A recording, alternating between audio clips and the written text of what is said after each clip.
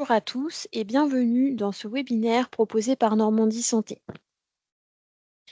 Ce webinaire est à destination des professionnels des DAC, des CLIC, des mandataires judiciaires ainsi que des CMS. Pour rappel, Via Trajectoire est un service public gratuit et sécurisé qui est disponible via votre moteur de recherche et sans aucune installation complémentaire. Via Trajectoire vous permet entre autres d'envoyer et de suivre des demandes à destination des EHPAD et des USLD. Aujourd'hui, nous allons donc nous connecter sur la plateforme de formation pour vous faire la démonstration de la rédaction de demandes grand âge. Pour ce faire, vous devez vous connecter avec votre identifiant et votre mot de passe. Pour rappel, votre identifiant et votre mot de passe est purement nominatif. Vous ne pouvez pas les partager avec d'autres professionnels de votre structure.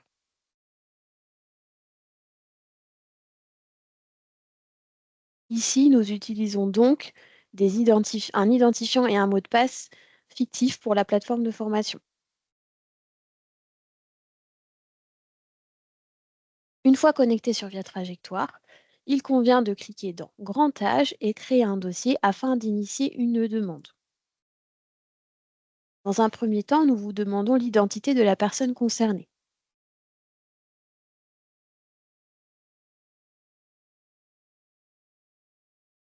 Les données obligatoires sont mentionnées par des étoiles rouges.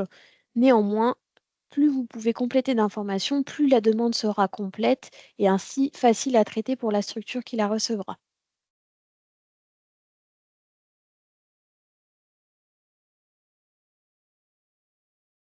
Une fois les informations complétées sur l'identité de la personne, vous devez cliquer sur Créer le dossier afin de voir apparaître cette fenêtre. Vous voyez donc ici la demande, le dossier qui a été initié. Donc vous voyez ici à droite le résumé sur le demandeur. Vous avez donc le numéro de dossier le concernant, l'identité de la personne, l'adresse. Vous voyez aussi le statut et le degré de dépendance. Dans un premier temps, le premier volet est à compléter est le volet administratif. Les données concernant l'état civil de la personne concernée ont été reprises des informations que vous avez précédemment complétées sur la création de dossier.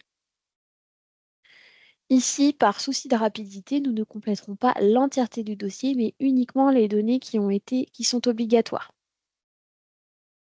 Néanmoins, il convient de compléter le plus d'informations disponibles. Ici, dans les coordonnées de la personne, des personnes à contacter au sujet de cette demande, nous vous demandons si la personne concernée elle-même est la personne à contacter. Ici, nous dirons que oui. Néanmoins, si vous cliquez sur non, il vous faudra renseigner les coordonnées d'une personne à contacter pour le suivi de cette demande, si ce n'est pas la personne concernée par la demande. Ici, vous pouvez soit sauvegarder pour ainsi figer les informations que vous avez complétées. Néanmoins, le volet apparaîtra toujours comme en cours de rédaction. Si vous cliquez sur Valider, le volet administratif est donc validé. Ici, vous voyez que la version est à jour et validée avec la date de mise à jour ainsi que l'heure. Et vous voyez donc que le volet est validé. Vous pouvez donc passer au volet suivant. Le volet suivant est le volet médical. Le volet médical ainsi que le volet autonomie, ce sont des volets qui ne sont pas accessibles à tous. Ce sont des volets qui sont accessibles uniquement à certains types de profils sur Via Trajectoire, à certaines habilitations. Vous ne pourrez pas tous compléter ces volets en fonction de votre profil. Ici, nous remplissons uniquement les données obligatoires afin de pouvoir valider. Le volet médical apparaît donc comme étant validé. Le volet suivant est le volet autonomie. Le volet autonomie permet d'évaluer la dépendance, le degré de dépendance de la personne. Il reprend la grille Agir. Ici, nous allons compléter brièvement pour le voir apparaître comme validé.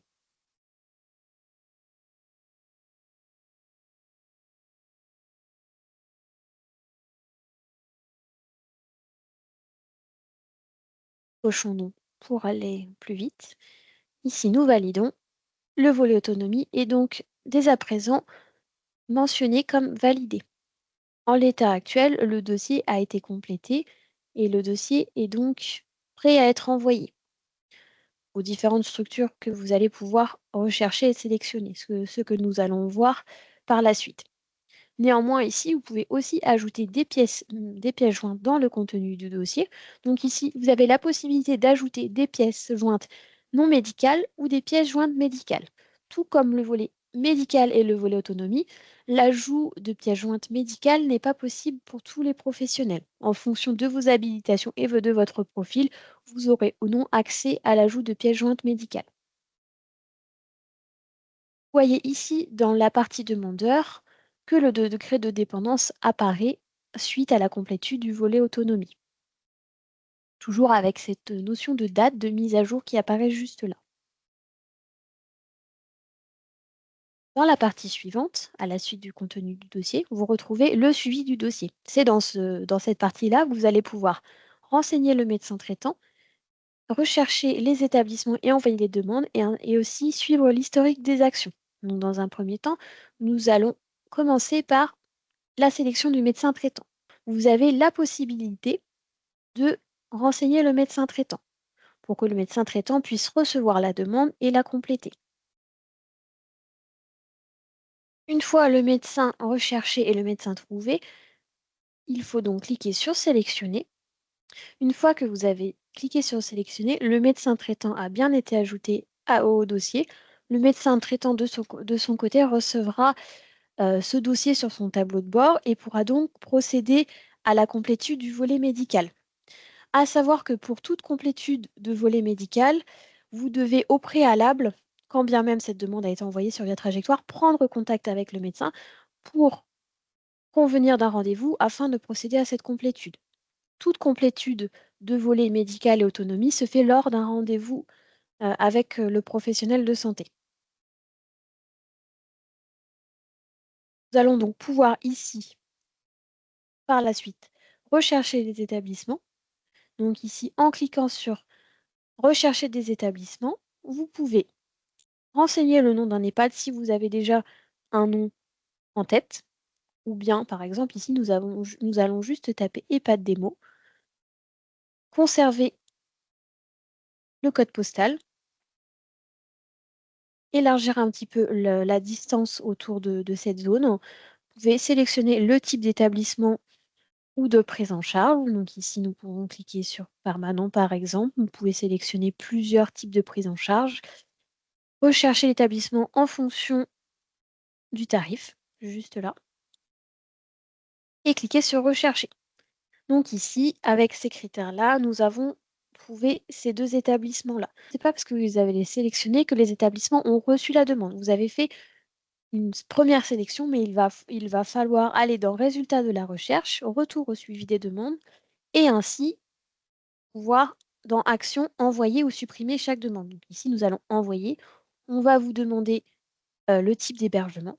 Donc là, nous allons demander un hébergement permanent. L'urgence de la demande, donc ici, par exemple, dans les 6 mois, une précision peut être apportée, mais elle n'est pas obligatoire. Nous envoyons cette demande.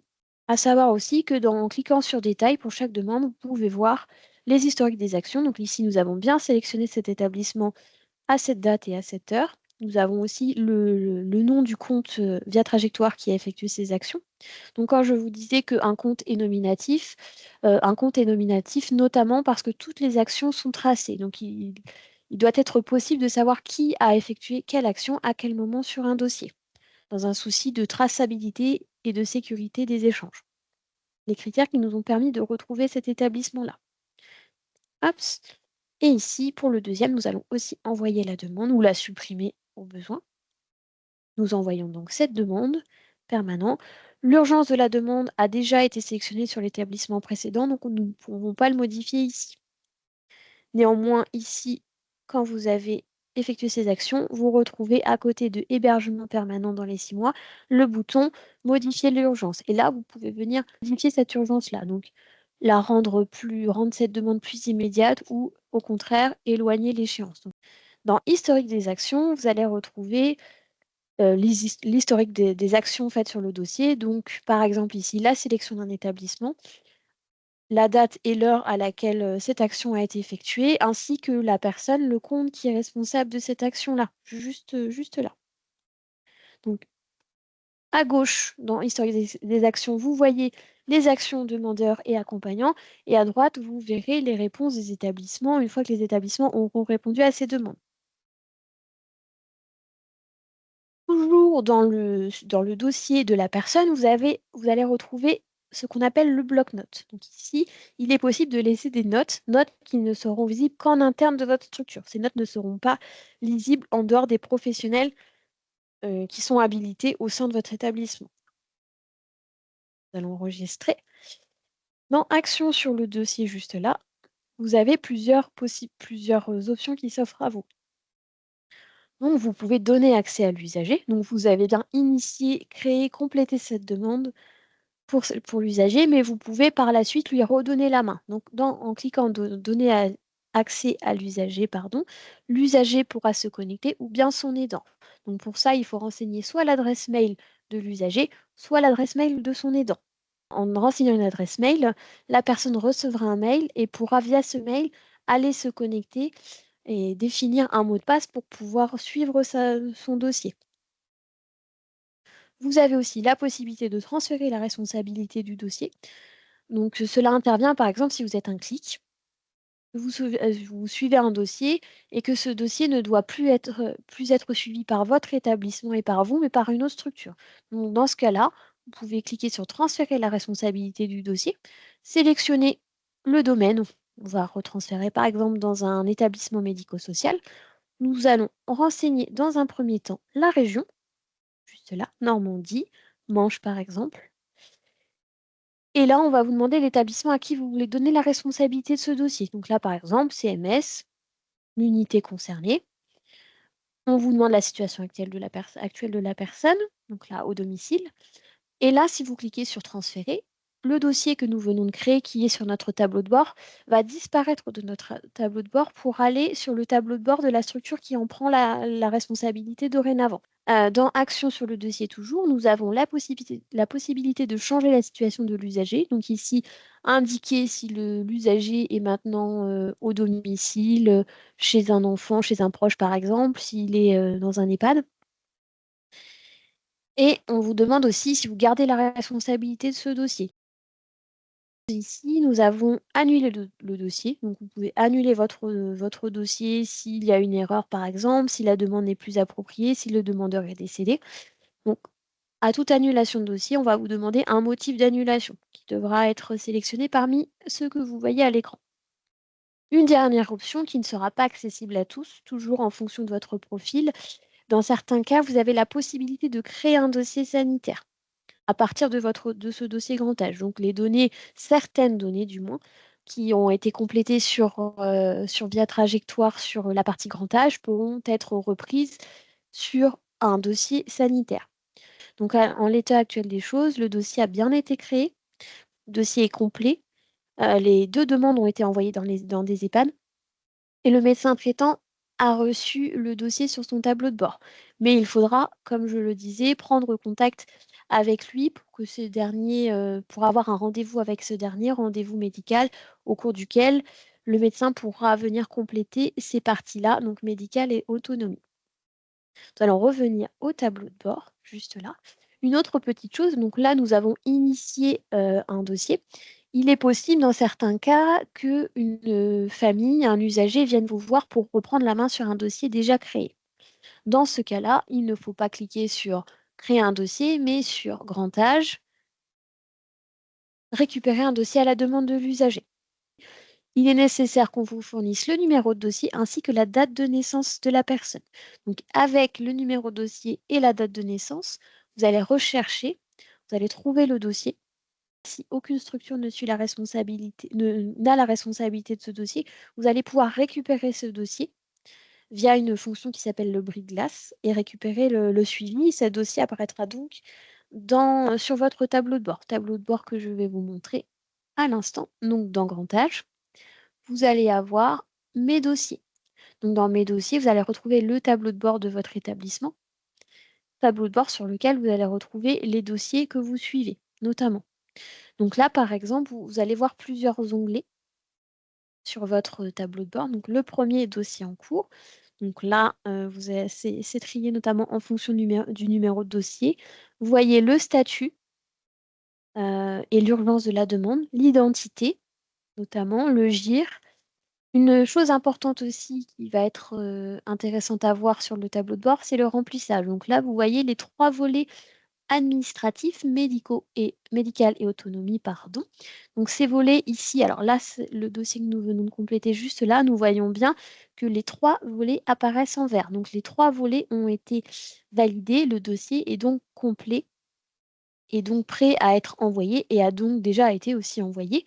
Juste là, vous voyez un petit bloc-notes, enfin une petite feuille qui apparaît. Donc là, cela correspond aux notes qui ont été apportées. Donc quand il est vide, comme ceci, quand vous voyez apparaître une page blanche et qu'il n'y a pas de notes, ici en l'occurrence, quand on passe dessus, on voit en surbrillance la note qui est ajoutée au bloc-notes. Note qui est visible, je le reprécise, que en interne de votre structure. Et ici, vous voyez le nombre d'établissements contactés. Donc ici, nous voyons que 2 établissements ont été contactés. Donc là, ce premier onglet concerne tous les dossiers qui sont en cours. Vous voyez ici un dossier aussi où il existe un dossier sanitaire de lié. Voilà, petite précision qui peut être intéressante. Les points d'exclamation reflètent l'urgence de la demande. Donc ici, nous avons 3 points d'exclamation pour une demande immédiate et ici, une demande dans les 6 mois.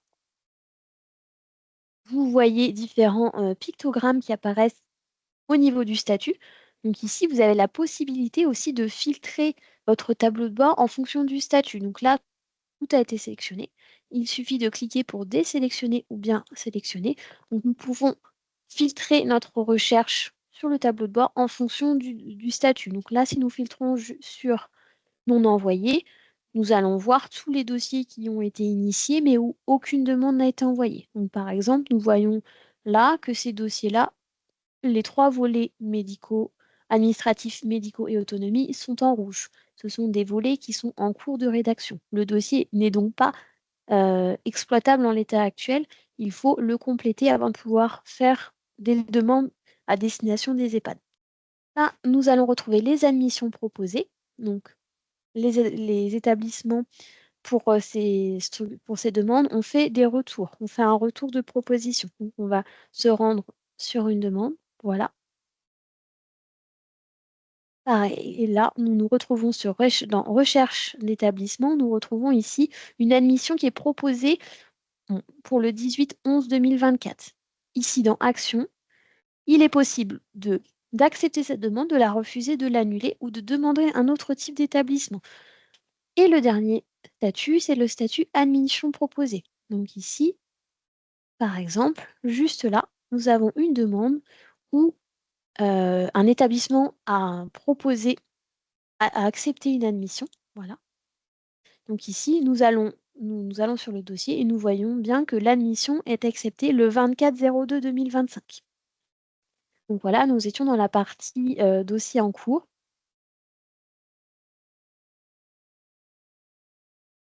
Dans les non suivis, vous allez retrouver les établissements sur les demandes sur lesquelles vous avez indiqué d'en changer la situation de l'usager, ne plus être en charge du suivi de la demande. Donc ici vont apparaître tous les dossiers que vous ne suivez pas, vous ne suivez plus plutôt, mais où l'usager ne s'est pas connecté. Une fois que l'usager se sera connecté, le dossier, pardon, quittera ce tableau de bord-là. Or là, on voit que l'usager ne s'est pas connecté. Donc, vous avez toujours la possibilité de reprendre la main sur ces demandes. Dans les dossiers admis, vous allez retrouver les dossiers où les usagers sont entrés en structure. Ici, nous n'en avons pas. Et vous allez retrouver 2 autres colonnes, archivées et annulées. Donc, petite explication, à savoir qu'un dossier grand âge a une durée de vie. Un dossier grand âge doit être mis à jour au moins tous les 6 mois. Si au bout de 6 mois, votre dossier n'a pas été mis à jour, vous allez être notifié par mail notamment que ce dossier nécessite une mise à jour de votre part. Sans mise à jour, donc si vous ne connectez pas au dossier et que vous ne mettez pas à jour les informations, 1 mois après les 6 mois, donc au bout de 7 mois sans action sur le dossier s'annule. Donc un dossier qui s'annule est un dossier qui peut être récupéré. Les informations sont toujours là. Néanmoins, il vous faudra vous connecter, réactiver les demandes et réenvoyer les demandes aux établissements parce que les établissements, un dossier annulé va annuler un dossier qui a été annulé, ça va annuler les demandes envoyées aux établissements. Néanmoins, au bout de 16 mois sans action sur le dossier, si vous ne mettez rien à jour au bout de 16 mois, votre dossier va s'archiver. Il va donc rejoindre cette colonne dossier archivé. Donc, un dossier archivé est un dossier perdu. Vous ne pourrez pas le récupérer. Il faudra donc recommencer ce dossier à zéro. Donc là, il est important, si vous voulez maintenir les demandes, si vous voulez maintenir le dossier, de pouvoir effectuer des mises à jour au moins tous les 6 mois. Je vous remercie pour votre attention.